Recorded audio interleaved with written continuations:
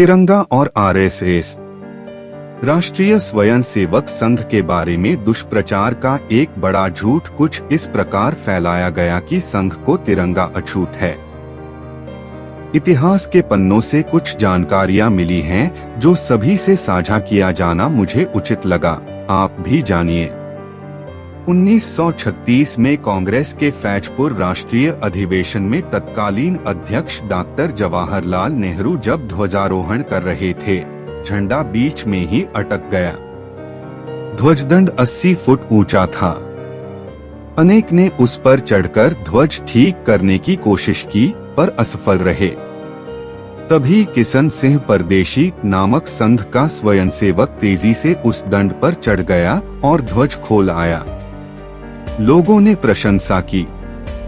खुले अधिवेशन में परदेशी को सम्मानित करने की बात स्वयं नेहरू जी ने कही, पर जब पता चला कि परदेशी संघ का स्वयंसेवक है तो सम्मान नहीं किया गया। कुछ दिन बाद संघ के जन्मदाता डॉक्टर हेडगेवार किशन सिंह के गांव शिरपुर, महाराष्ट्र आए और तिरंगे का मान रखने के लिए उन्होंने उसे एक कार्यक्रम में चांदी का पात्र भेंट किया। देशभक्ति का सहज संस्कार प्राप्त संघ के स्वयंसेवकों ने 1947 में श्रीनगर, कश्मीर में भी तिरंगे का सम्मान स्थापित किया था। वहां 14 अगस्त को जब पाकिस्तान बना, शहर की कई इमारतों पर पाकिस्तानी झंडे फहरा दिए गए। तब कुछ ही घंटों में संघ के लोगों ने 3000 तिरंगे सिलवाकर पूरी राजधानी उनसे पाट दी थी। लोग भूल गए हैं कि 1952 में जम्मू संभाग में संघ ने तिरंगा सत्याग्रह करके 15 बलिदान दिए थे। हुआ यूं कि सदरे रियासत का पद संभालने के बाद डॉक्टर कर्ण सिंह 22 नवंबर 1952 को जम्मू आने वाले थे। उनके स्वागत समारोह में शेख अब्दुल्ला की पार्टी नेशनल केवल अपना लाल सफेद दुरंगा झंडा फहराने चली थी। तब जम्मू क्षेत्र के सभी मुख्यालयों पर संघ कार्यकर्ताओं ने तिरंगा फहराए जाने की मांग को लेकर सत्याग्रह किए।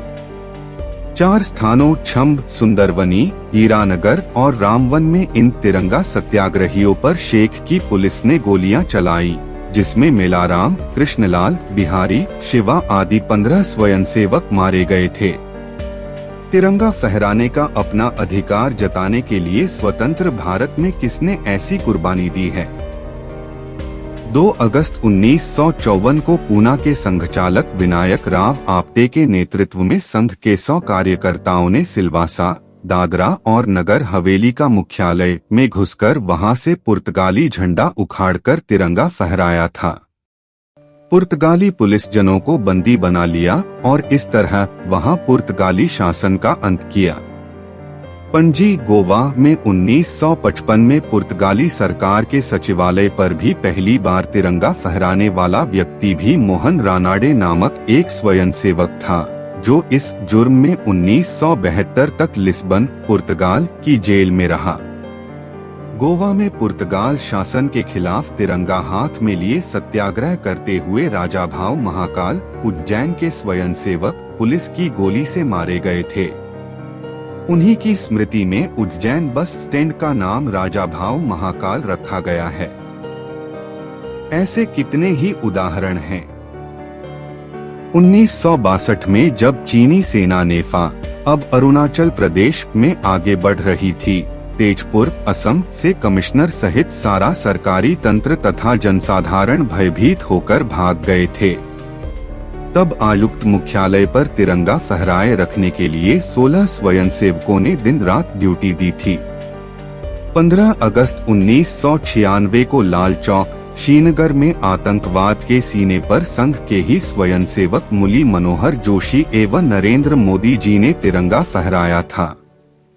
तिरंगे की आन के लिए स्वतंत्र भारत में ऐसी कुर्बानी किसी ने भी नहीं दी है और इसके लिए संघ या स्वयंसेवकों को किसी के शिक्षा की जरूरत नहीं है, क्योंकि देशभक्ति संघ के स्वयंसेवकों का सहज संस्कार है।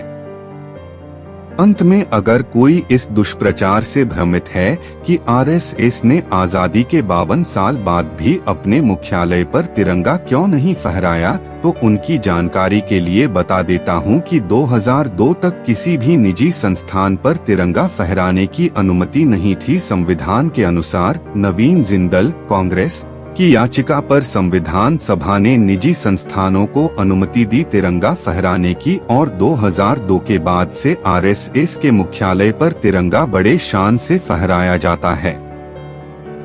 जय मां भारती।